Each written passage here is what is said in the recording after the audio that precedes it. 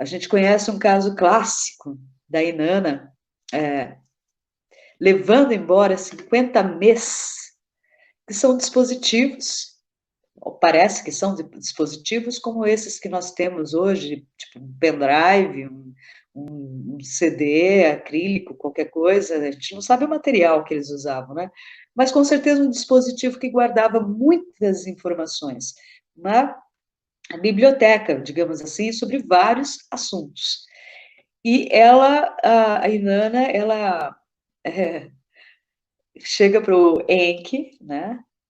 O Enki, todo mundo sabia muito bem, quem conhece a história dos Anunnaki sabe que ele era um mulherengo incorrigível, né? O Enki realmente ele só não pegava a própria sombra porque não dá, né? Não tinha como, porque senão ele pegava também. E quando ele soube que a Inanna ia visitá-lo, ele falou para o vizir dele, né? Ó, prepara tudo aí, enche a mesa de coisas gostosas, bastante bebida, põe cerveja, serve bastante, agrada a moça aí, tá? Cuida bem dela que eu já estou chegando. E quando ele chegou, a Inanna toda linda, num vestido transparente, que mostrava tudo dela, né? Tudo. E ela, bem sem vergonha, ela se abaixava, né? De um jeito que pudesse mostrar tudo realmente. E o Enki ali, nossa, Ave Maria. Então, ele ficou doido pela Inanna, apesar dela ser neta sobrinha dele, né? Mas, como eu disse, eles não tinham essas travas, essas regras morais que nós temos, né? Que hoje é normal na nossa sociedade atual. No mundo antigo, e principalmente no mundo dos Anunnaki, nada disso era importante para eles, era relevante. Então, o Enki toma um porre daqueles com a Inanna, e eles começam a apostar quem é que bebe mais. E, tipo, lançando perguntas, né? Tipo assim, ah, você sabe o que é isso e tal? Aí o outro respondia, quem errava tinha que virar o copo de cerveja. Olha como esses costumes vêm lá de trás, tá? E o Enki foi, conforme ele ia virando os copos de cerveja e perdendo as apostas, ele ia entregando para a Inanna cada vez um me, ou seja, uma informação importante, né? Esses mês, no caso que a Inanna estava conversando com o Enki, continha informações de como se construir uma civilização, né? De como administrar um reino, uma cidade, um palácio, um templo, como distribuir os trabalhos entre o povo, agricultura, o trabalho da lavoura com os bois, a metalurgia, o desenvolvimento de outras milhões de coisas. Tanto que a Índia, né, ou no caso, nessa época, acho que ela ainda não tinha inaugurado a Índia. Eu acho que ela estava em Arata ainda, se eu não me engano.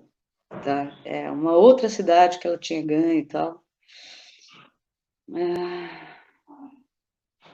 Ou Uruk mesmo. A Inanna, ela estava pegando punhados de territórios, né? Cada hora ela inventava uma manobra e ela conseguia mais territórios para elas.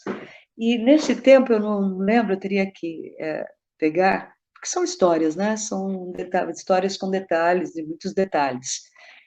Mas, enfim, a Inanna foi pegando, conforme ela foi embebedando o Enki, e ele perdendo todas as apostas, não sei se porque ele queria ou se ele estava realmente levando um baile dela, né? Porque estava ficando cada vez mais bêbado. E ele foi passando os me para ela, cada me com uma informação importante.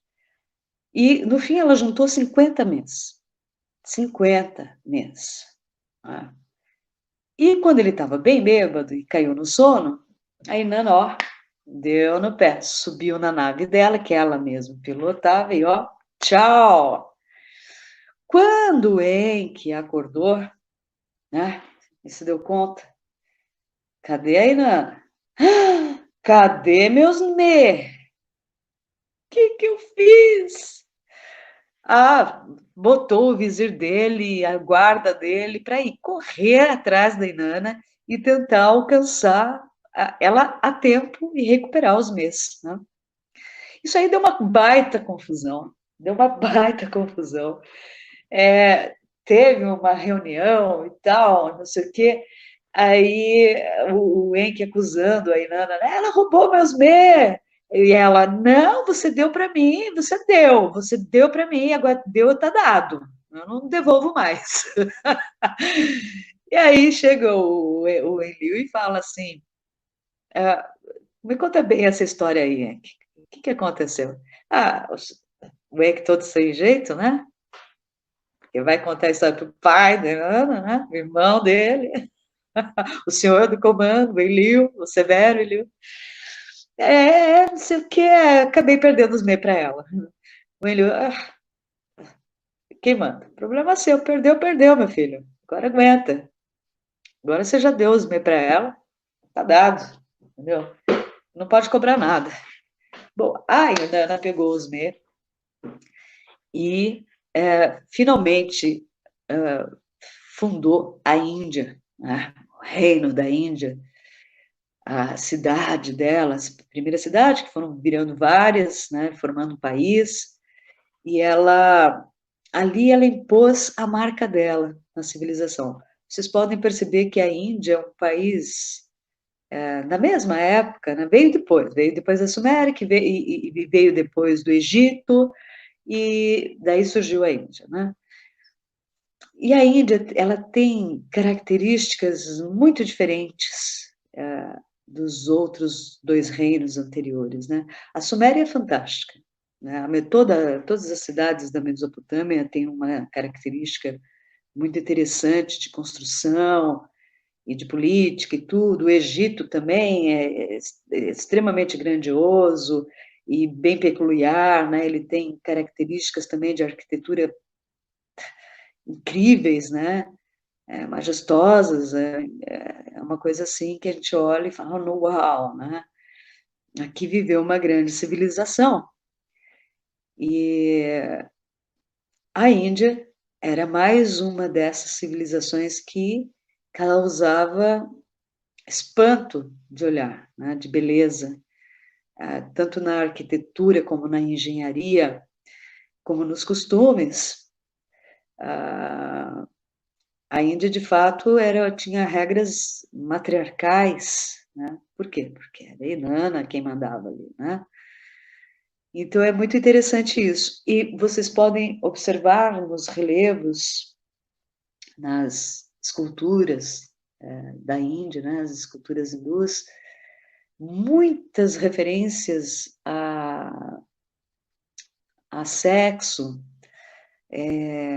não só entre um homem e uma mulher, mas entre várias pessoas, e a coisa desanda bastante em algumas representações, né? É bem uma libertinagem bem, digamos assim, programada por Inanna. Ela queria que fosse assim. A Inanna era assim, totalmente, não só liberal em relação ao sexo, era demais a coisa, chegava a ser ostensivo, né?